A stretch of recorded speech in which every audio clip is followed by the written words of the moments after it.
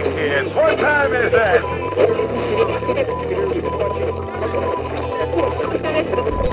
Hey, it's Edson with GeekTime TV. So I decided to watch the first 3 episodes of the new Star Wars series, The Acolyte, on Disney Plus. I really wasn't planning on it. I haven't really liked a lot of, or much of what Disney has done with Star Wars, probably ever since Mandalorian Season 2. But I did see there was a lot of people talking about this. It does take place quite a while before the current series is, so it's brand new characters, and the episodes are less than viewing time is like less than half an hour each episode because you include the credits and goes a little bit over half an hour, but with the actual viewing of the episode is like each episode is less than half an hour. So I thought it would be quick to see this. And I'm gonna just talk about a couple observations I have. I mean, I just watched it real quick once, so I'm not gonna remember everything. And if I get something wrong, just please go right ahead and correct me in the comment section. I might not remember all the names, especially of all the planets. So, definitely including spoilers here. So if you planning on watching this and you haven't yet, and you don't want to get spoiled, then you can just wait on this. So, Acolyte. Okay, so episode 1 starts with some kind of lines of information on the screen, and it tells you it's 100 years takes place 100 years before the Jedi are around. But then it states something like there's some people that are training themselves in the Force that are not like the Jedi, like outside of the Jedi Order. It also states that there's an assassin that is risking exposure to seek revenge, and pretty much right away you meet the assassin. She's a young woman who shows up looking for a Jedi Master Indara, and if she was trying to kind of not be exposed. She certainly goes about it the wrong way. She just shows up at a bar. I believe it's a bar in the middle of everybody, and just goes right up to Master Jedi Indara and just says, it's a weird line. She's like, "Attack me with all your strength," or "Attack me with all your God." I'm not sure why she says it that way. But it's just like right out in the open of everybody. You'd think if an assassin who's like trying to not draw attention, she'd like just go up into the corner of the bar somewhere and just do some surveillance and maybe wait for the Jedi to walk home, maybe isolate her on the way home or something like that. But nope, right out in the open. Not sure why they say an assassin risking exposure, but she's pretty much just letting it happen.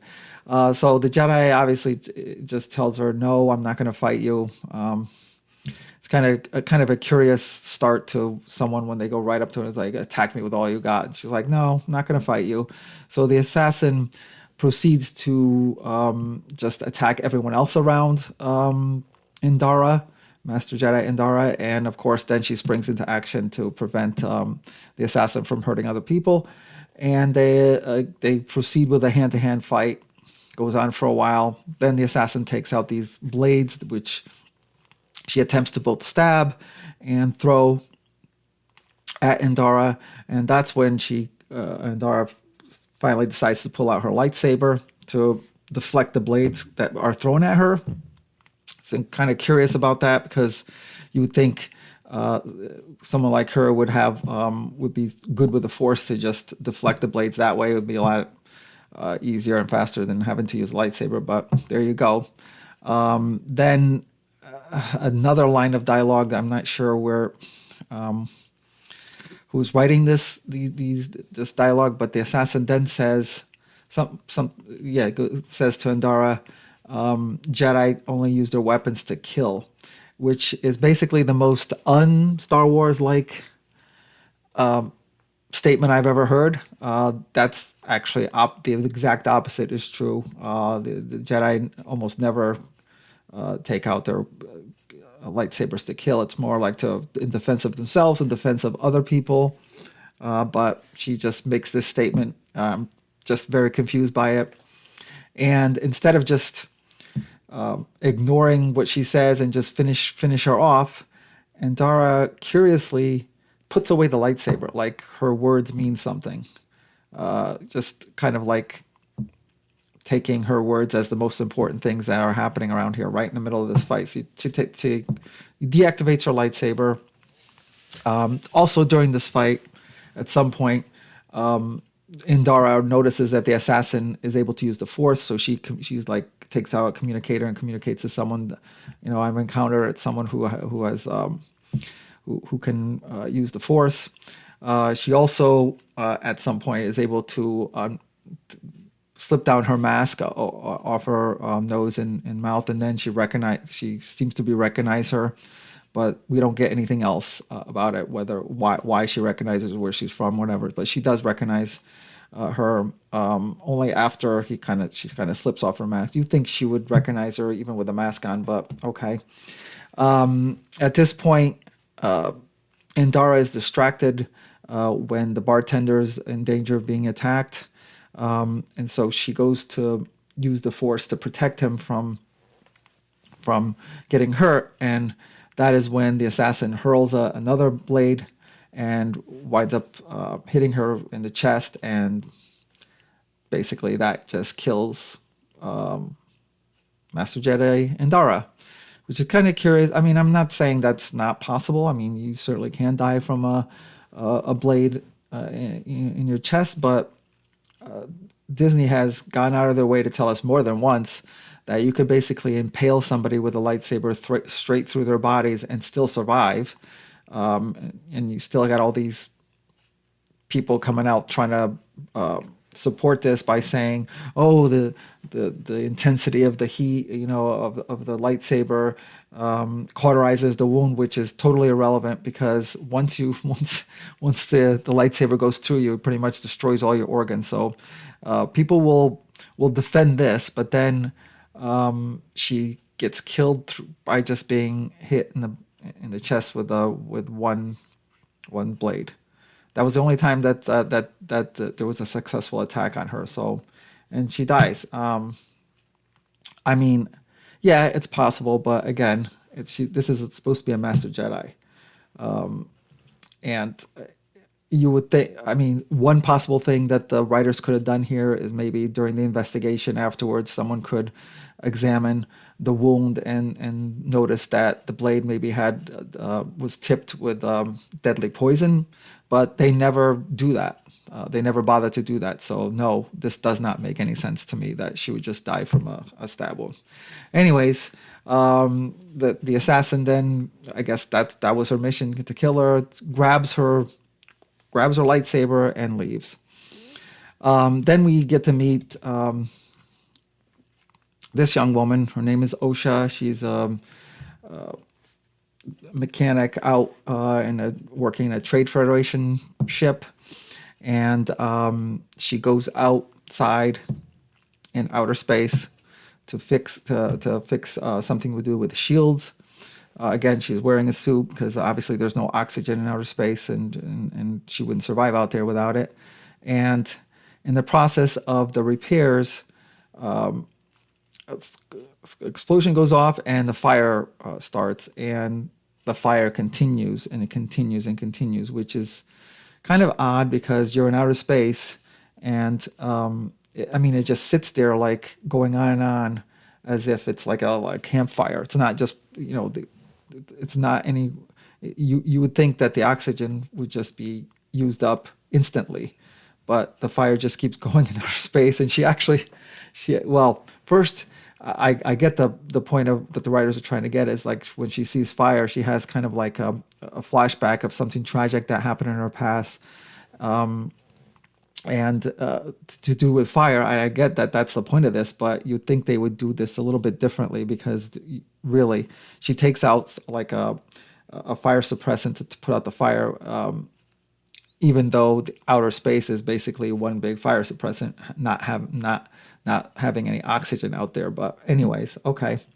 I guess this isn't going very well in terms of the writing so far. I'm very confused at some of these things. I mean, they could have had her just be a mechanic in a planet somewhere where the ships, at a port where ships come in and need repairs, and could have started a fire there. Would have made more sense. But okay. So, anyways, her name is Osha. She looks exactly like the assassin that just killed Master Jedi Andara. We as the audience know that, but not necessarily anyone else, because it doesn't seem like that was communicated to anyone. That there didn't seem to be any cameras back during the fight at the bar or anything like that. But almost instantly, you have a Jedi Knight here, Yordu, I think his name is, and a Padawan show up at this Trade Federation ship out of the blue, looking for Osha. You could tell that they know each other. I guess Osha, from what their conversation, Osha was part of the Jedi, but she left 6 years ago. And he's there. They're there to arrest her, because apparently, from the description that they got from the attack on Andara, out of all the people in the galaxy, they somehow home in on her as being the assassin. I mean, from our point of view, the viewer, yes, she does look exactly like the assassin. So I mean, it's not something that we wouldn't know. I mean, it's something that we would definitely know. But how do they just all of a sudden, just home in on this one person out of the blue, without any kind of like any kind of surveillance or anything of the fight or anything like that? So I don't know how they made this connection, but they show up. They arrest her.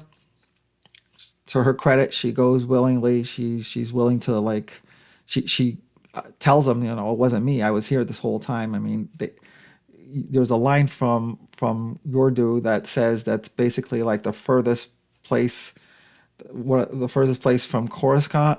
So it's some kind of remote place, and I don't know how she would have like carried out the attack on Andara and gotten there so quickly. Don't know how they figure this out, but to their credit, they did drag the bartender from the bar all the way across to identify her. So give credit to them on that one. And he positively identifies her, even though she says, no, it wasn't me. And you're pretty much you pretty much know that they're basically twins, but they don't seem to know that. So she gets arrested, and I wanted to give him credit, this Jedi Knight Urdu, but then he makes this, and it's like what he decides to do next is like, I don't understand it at all, and makes the Jedi look stupid. So even though they're directly going back to Coruscant, where they want the prisoner, where they want the suspect who is suspected of killing a Jedi Master, they don't take her with them to to guard over her. All of a sudden, there's out of nowhere, a prison transport ship shows up, all piloted and by droids. There's one droid guard there that there's already a bunch of prisoners in there, and they just throw her in there. Now this is someone who's suspected of killing a Master Jedi, and they know if someone like that can use the Force, and they put her on a prison transport with droids in there, who obviously could be easily manipulated if someone knows the Force, but whatever. I mean, they could have easily just taken her with them and kept her under guard, but nope. And of course, the inevitable happens.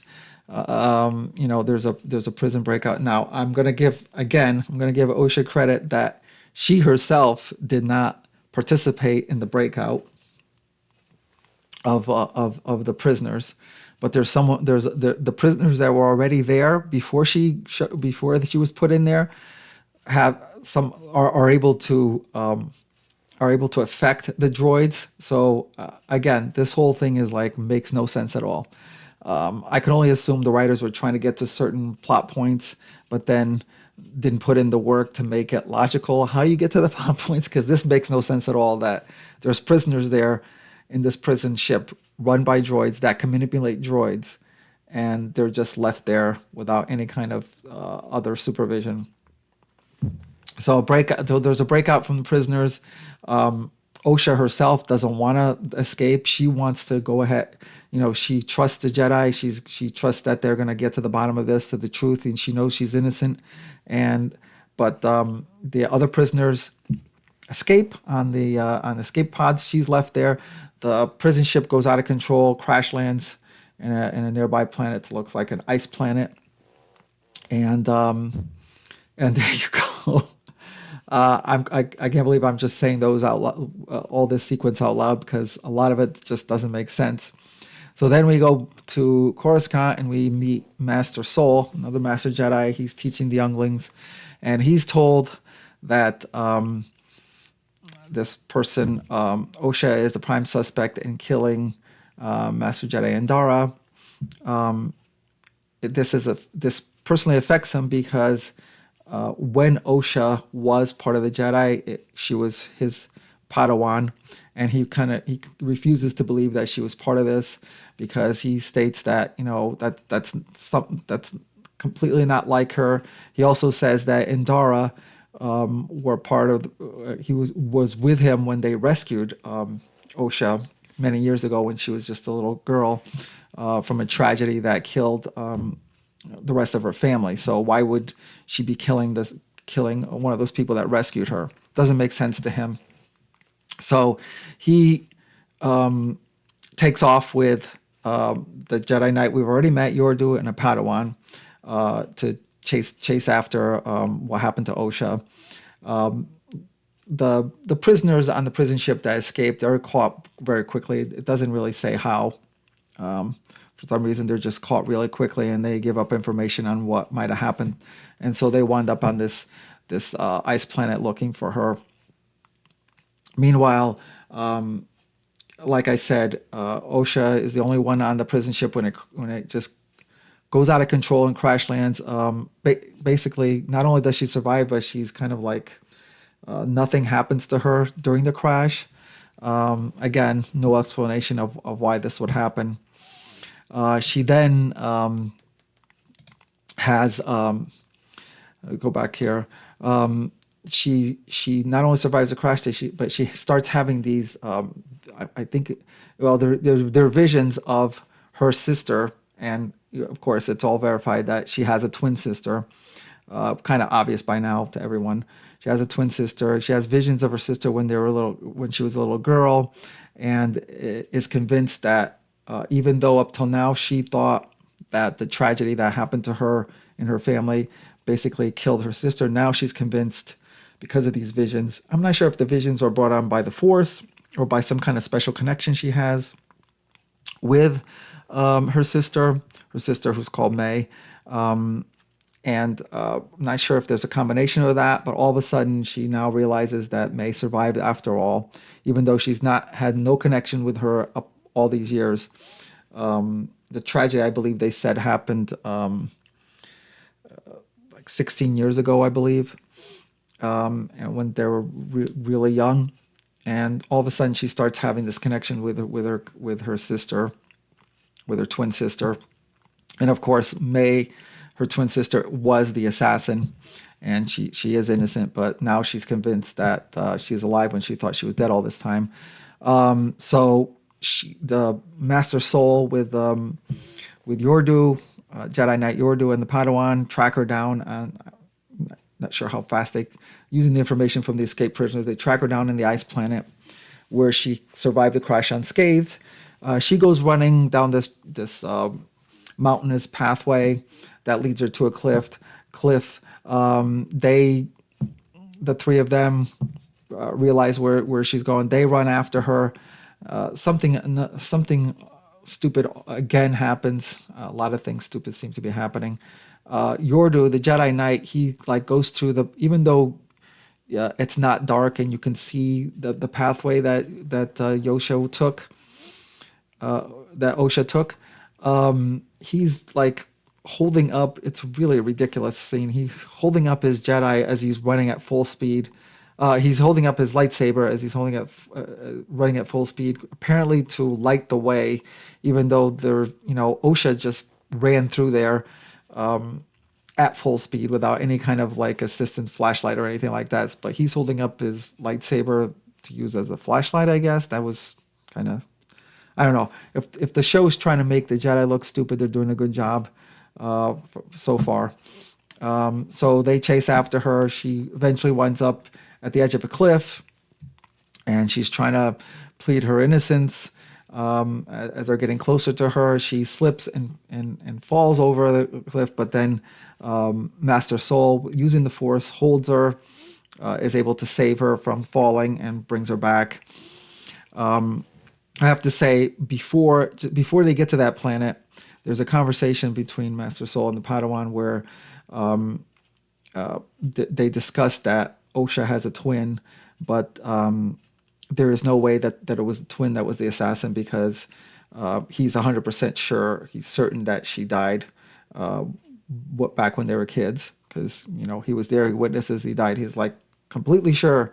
Yet 5 minutes later, when they finally catch up to her, she pleads with him, saying, May, her sister, is alive, and it wasn't her who killed Endara. And all of a sudden, he has like a complete 180, and he believes her. Like no further questions. Like, how do you know she's alive, or what's going on? It's like, no. He just says, yeah, I believe you. So it's weird how things just kind of like. It seems like there's a lot of convenience things that that happen that make no sense just to get to certain plot points, I guess. I don't know. It just doesn't make sense. So they rescue her, and they believe her that she was not the assassin. And that's the end of that. Then you find the final scene of the first episode is you see the assassin May. She's approaching this lone figure who has a red lightsaber, so I'm guessing there's a connection to the Sith here somewhere. And there's like a voiceover of that person. It's a modulated voice, so you really can't tell who it is. You don't even know if it's one of the Sith that we already know about, or somebody totally new, or anything like that. We don't know who it is, but there's a voiceover that says, when you fight the Jedi, you can't kill them with a weapon. You can't kill them with steel or laser. You gotta use an Acolyte, which is leading up to the name of the show. And she's the Acolyte. She's the one who's being trained. But the whole statement makes no sense, because literally at the beginning of the episode, she did use a weapon that was steel to kill the Jedi. So I'm not sure why they go out of their way to say something like that when it's like completely contradictory.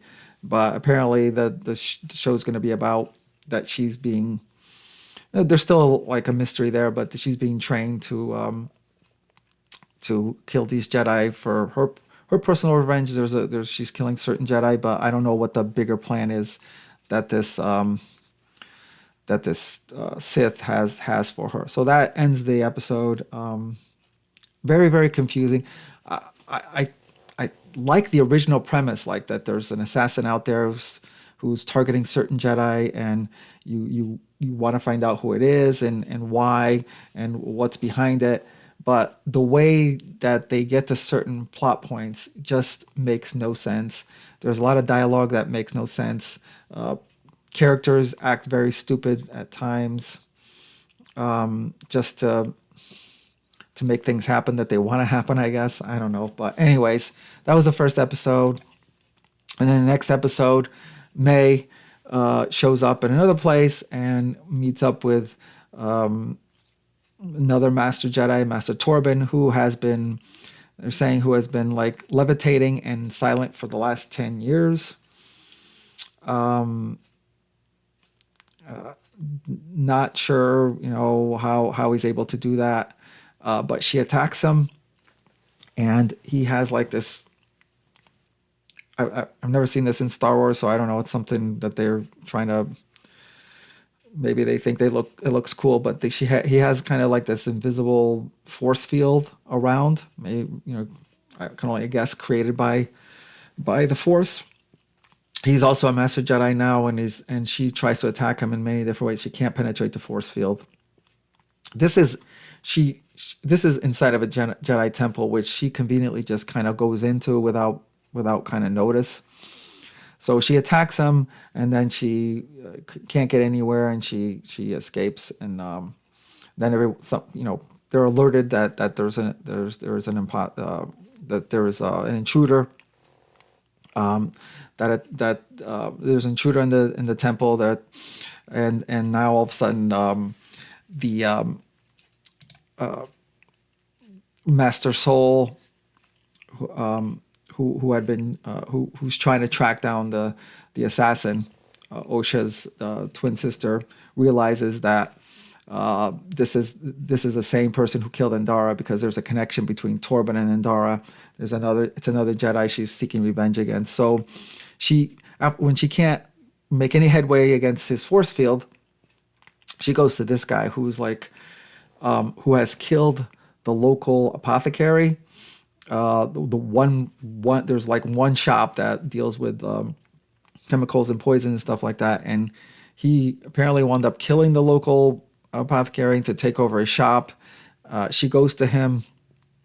I mean, let's put aside the fact that all the locals would notice this and would wonder what's going on here. Maybe get the Jedi to resolve this or to get this person, but nothing happens. He's just sitting there, takes over the shop. May goes to him and wants him to formulate a deadly poison for her to use against Master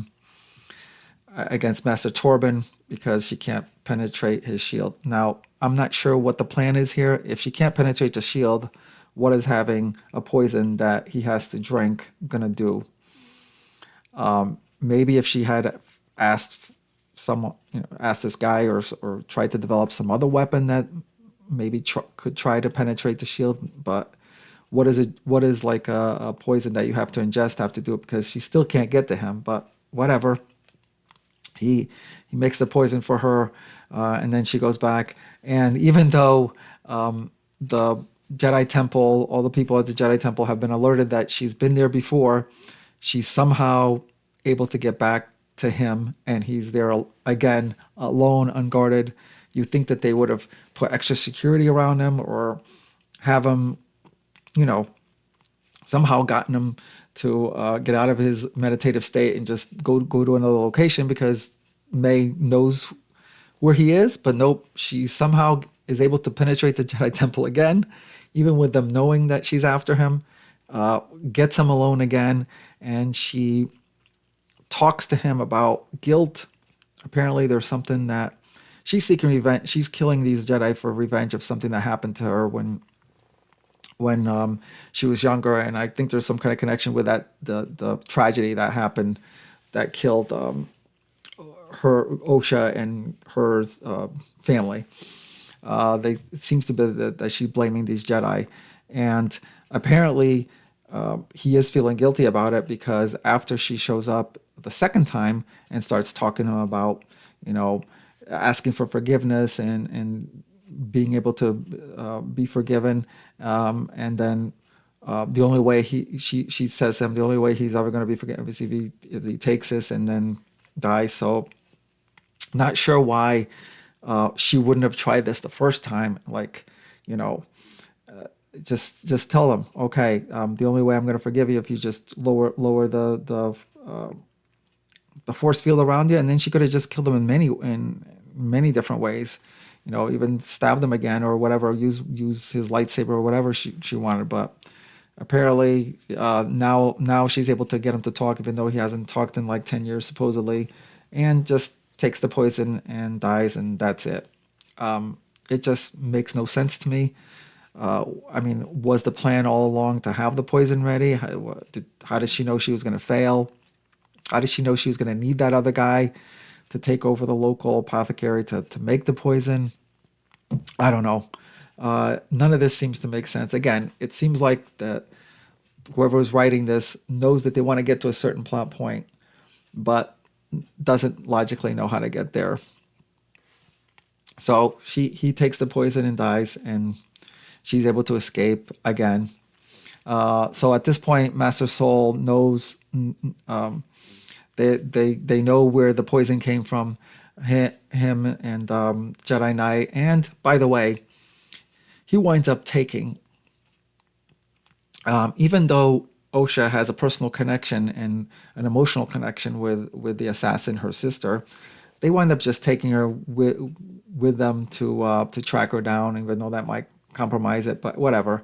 So they show up, and they surmise that the poison came from the apothecary that's in league with May.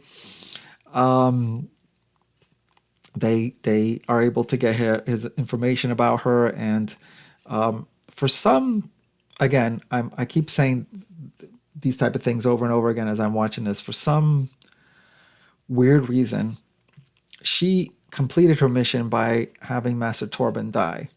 So why she wouldn't just immediately leave that place, leave the planet, and move on, I don't know. I mean, obviously they have figured out a connection between her and the Jedi that she's killing, and yet she stayed there for some reason, and I have no idea why. So they're able to track her down because she comes and sees the apothecary.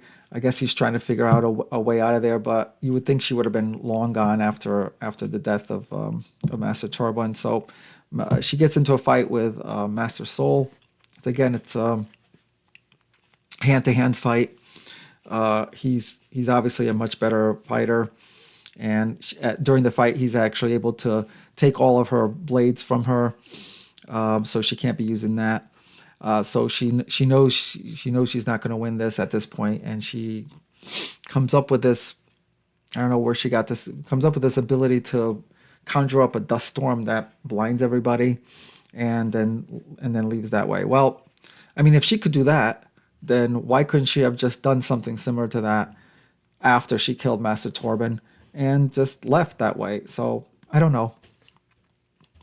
Anyways, she escapes, and she gets on a speeder. It takes off. At this point, her sister Osha sees her and has a stun gun, shoots at her a couple times, and kind of doesn't even come close. And I don't know, maybe she doesn't want to shoot, but it's a stun gun, so it's not like she was going to kill her or anything like that. So why would she purposely miss? I don't know. There's a lot of things I'm very confused about this. So they know now that there were 4 Jedi that were involved, that knew about there were 4 Jedi that have a connection to these twin sisters, and the tragedy that happened to them when they were little girls. There's another Jedi at the end of this episode. You have a shot of this Jedi, and his name is Kanaka. He's a Wookiee Jedi, and you have a shot of him where he's at. They know that he's got to be her next target, and yet when Master Soul communicates back to Coruscant, he's told by another Master Jedi there is like, no, I don't want you going after her. You can't just make these hasty decisions. You got to come back to Coruscant. We got to talk about this. We got to get the council. It's like, are you serious? So they know another Jedi's in danger. They know exactly what's happening with her. What the most reasonable thing to do is to have him go after her, and so that she doesn't kill another Jedi. And in the meantime, just send more Jedi for reinforcements. I mean, she's already somehow been involved with two deaths of 2 Master Jedi. So it's like, so they're just going to let her go and leave the Kanaka in danger while they go back and talk about it. It makes no sense to me. I don't know. Maybe I shouldn't have been watching this, and maybe I'm just simplifying it too much. But let me know in the comments whether I'm missing something here, because I don't understand a lot of this stuff that's going on here. And here, this was the last shot of the episode 2, which is Kanaka, the Jedi, another Jedi that was involved in the whole in whatever happened to the 2 little girls and their family. So the third episode is the whole episode is a flashback episode, and you're hoping you're going to get a lot of answers to this mystery of why May is on a revenge against these Jedi, and you do get some of the answers, but not all of them. So you meet the 2 sisters when they're much younger. I think they're like around 8 years old, probably around the age of Anakin was when he was first taken in by the Jedi. And there's these 2 little girls are part of this. They call themselves a witches. They call themselves witches. It's like kind of like a coven of women, all women. There's no men. So I don't know what the plan is here when, there's only the 2 of these 2 children and there's no other children. So I'm not sure what the plan is and how they're going to survive going forward, because eventually, the women will grow old and die, and there's like no more children besides these 2. So I don't get it, but it's all women. They call themselves witches. I guess witches of the Force. I don't know. They seem to have some kind of manipulation of the Force. They're able to use the Force. Their mother. Well, they say they have 2 mothers, which is weird in itself, and I'm going to get into what the explanation is, even though the explanation doesn't make any sense. All the women there, they seem to be able to use the Force. These 2 young, the girls are also are Force sensitive, obviously. And the mother, one of the mothers is explaining to them that the Force. They're giving this weird explanation about the Force, which is totally different than what Obi-Wan did in the original Star Wars. It's not an energy field. It's like a strand or a string that ties everybody together, I guess. And it's really weird. But one of the things they say too is like, oh, when the Force is not it's not to be used as a weapon. She's making it seem like, the Jedi are wrong about using the Force, because they use it as a weapon, and it's not supposed to be used as a weapon yet. Yeah, but then later on in the episode, they exactly use the Force as a weapon, so it's completely hypocritical. They show how they use the Force to push people. They eventually they take over the mind of a Jedi and put his life in danger. So completely contradiction that they say those type of things, like the same thing that they're blaming the Jedi for. But okay, then the 4 Jedi do appear. It's Master Sol and Dara, who was killed in the first episode. Torben, who is a Padawan at this point, and Kanaka, the Wookiee Jedi. They show up, and they don't have anything against the women living there. They don't have a problem with them. It's just that they notice that the 2 little girls are Force sensitive, and they don't want them to be taught the Force and that the ways of the Force. It's their responsibility to teach the children the ways of the Force, and they want to test them to see if they can enter the Jedi Order. I mean, obviously the mothers and all the women there are totally against it. And it's at this point where they threaten. One of them uses the Force to like take over Torben's mind and body, and they're like they said they're gonna kill him if they don't leave. And it's like basically the women are the aggressors and not the Jedi. The Jedi are just like basically looking out for the children. They're totally against the Jedi having anything to do with doing anything with the children. Eventually, Master Sol does ask Osha. Now the May and Osha are completely different in terms of what they want, even as young girls. May wants to stay and go through this ceremony they call it the Ascension, that makes her into a witch. Osha wants nothing to do with it. It's like this. It's almost like a cult-like behavior with this thing, because they have these chants about the Force and want the little girls to become witches like them. And Osha wants nothing to do with it. She'd rather try to become a Jedi, and they're like telling her, no, that's not what you should do. Of course, May is mad at her sister because she doesn't want to stay to become a witch. Anyways, the Jedi convinced them, to have the girls tested in the Force to see if they can even are eligible to enter into the Jedi Order. And the women, the mothers, agree to it. But then, in secret, before the children are tested, they tell their kids, the two sisters, that if you lie on the test, like if you pretend like you don't know anything about the Force or anything like that, or are able to convince them that you're not good with the Force, then maybe, hopefully they'll just go away and leave them alone. So, basically teaching them to lie. So the next day, they're tested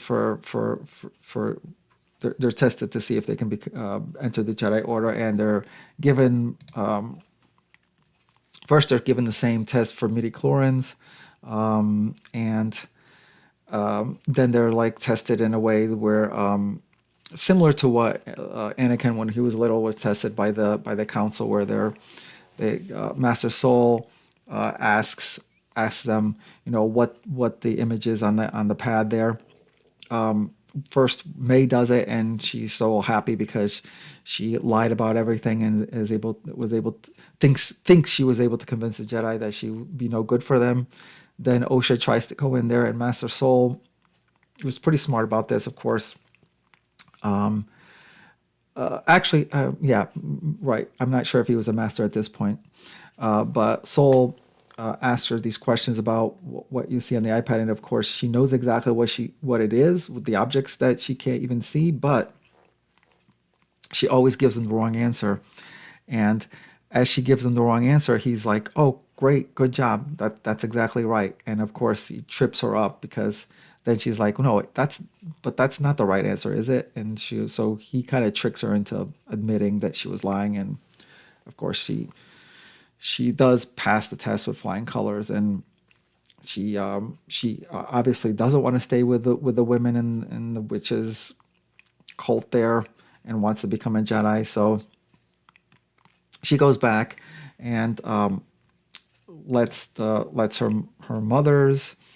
And when I say mothers, I'm not sure why I'm going along with this, but the way they explain it is that one of the twins' mothers say they carried her, and the other one said I created them, and there's like no way to know what the heck she means. Does she use like some kind of demonic power or anything like that? I mean, obviously she can't create life. She can't create any souls or anything like that. So it's kind of left up in the air how she supposedly created them without any kind of like biological father, and it's like we don't know. It's the whole thing is stupid for them to say that, to say that she created them in the other mother's womb or something. It's obviously total. I don't know if some kind of ideology that the creators of this show is trying to push, but whatever. Though many of the things don't make sense. So Osha goes back and says, "Oh, I want to go and become a Jedi." And obviously the mothers are disappointed in her. But to their credit, actually the one mother that was in charge, to her credit, says, "Okay." I mean, she seems to be agreed to let her go. I don't know if it was going to happen or not, because then as Osha is getting ready to leave, May confronts her and says, she's really mad at her and for wanting to leave, for not wanting to become a witch, and she said she's going to stop her, and Osha's like, "Well, how can you stop me?" And then May locks her in the room and starts a fire. So her solution is, if she can't have her sister stay, then she winds up killing her. I don't know.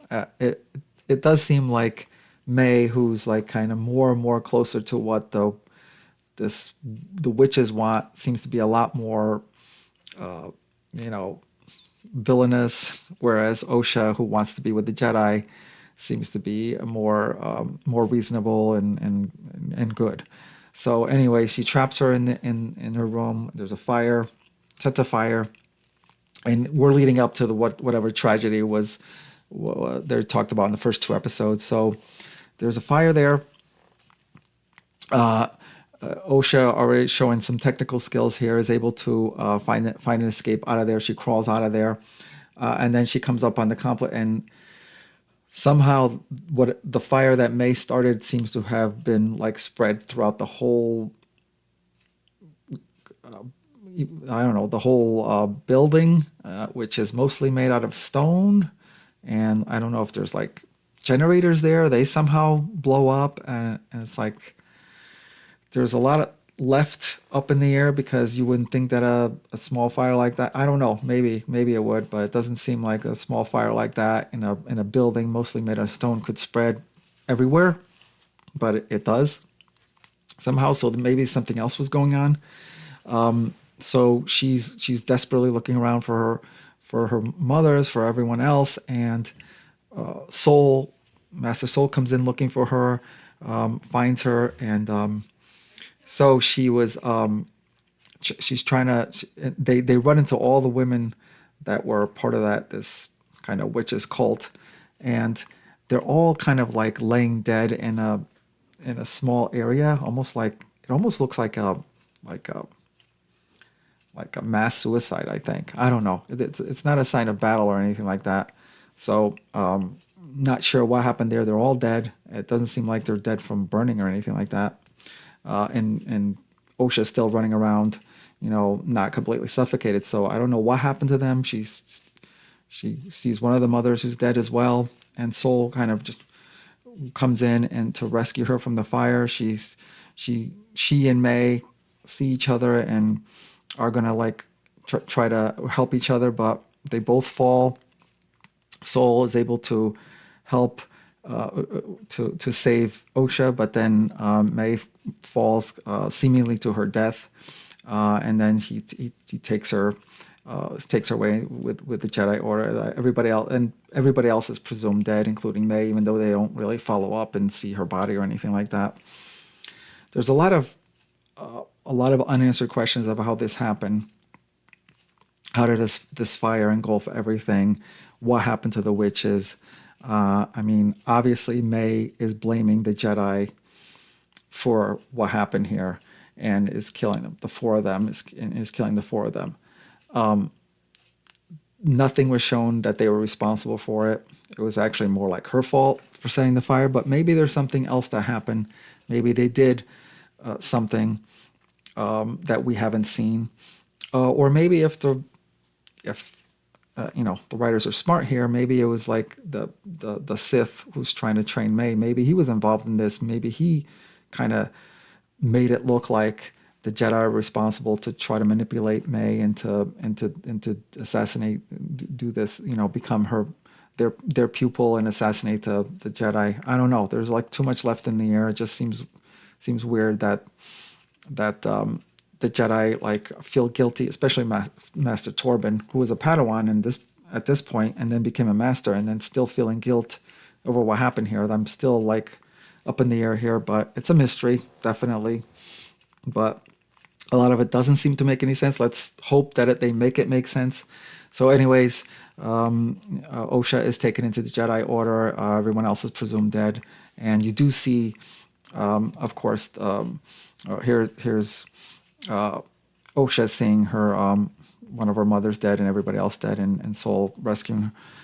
You do see one last shot of May as a little girl who somehow made it out alive, which they never follow up on. That's another thing, which, so presumably she whatever Sith is behind this, takes her in and starts training her for this revenge, I guess. But like I said, there's a lot of still up in the air, mystery of all. Why does she blame the Jedi when she's the one who started the fire? Is Osha going to eventually turn also towards kind of like against the Jedi? Things like this. I don't know. It does make it look like these witches were kind of in the wrong and the Jedi were in the right, but you don't know what happened at the last moment there and how they got killed. So maybe one of the witches was like trying to become the leader and turn on the other women. I don't know, but there's still a lot there to be left. Again, the original premise seemed interesting, but there's way too many inconsistencies. There's way too many things that characters do that don't make any sense. I wish they would kind of just make it a little bit more coherent, make more sense, and they just don't. And this whole thing about the women creating life is, without a biological father is like totally, I think is just totally stupid. And it's like you're just basically creating a story and slapping the Star Wars name on it. It's not really about Star Wars like at this point, because you make the Jedi look stupid and this having this witches, I don't know. Anyways, like I said, I thought the original premise was interesting, but the execution was just really, really inconsistent and doesn't make sense. And some of this stuff with I don't know, just a lot of things just don't make sense. And I don't know how they're going to be able to make sense of it, but we'll see. So far, I just don't see how they did a good job at all in terms of writing the specifics about this show, and they just seem to just mash a whole bunch of things in there that it's almost like they had this kind of like thing where they wanted to get to certain plot points in the story no matter what, and just didn't want to put in the work on how to make sense, and maybe upon revision saying, well, we can't make sense in how to get there. Well, then don't have this happen then if you can't make it sense. But they didn't. They just went along and went with it and just I want this to happen even though I don't know how to get there in a logical way, and that's, well, it's a shame. But anyways, okay, that's, again, let me know. I know I ran through this and I probably missed a lot, and let me know if you think where I went wrong on this. There's a lot that I missed as well. It's not like I covered everything. But what I did see, a lot of it just didn't make sense. And I'm not sure if I'll be able... I might check out the rest of it just to see where they're going with this, even though I'm afraid of what it might happen. But okay, that's it for me. Please let me know what you think about it, what you think about what I covered. And let me know if you like this show and how do you see it happening from here on in. Okay, that's it. Thank you for watching, and I'll talk to you soon. Thanks for watching GeekTime TV. If you like this video, please subscribe to the channel. If you subscribe, make sure to check the little bell icon anytime someone from our network drops new content here. Want some GeekTime swag? Check out the merchandise available in the GeekTime TV store, linked in the channel description below. Share GeekTime TV with friends, and as always, thank you for your support. We'll see you soon.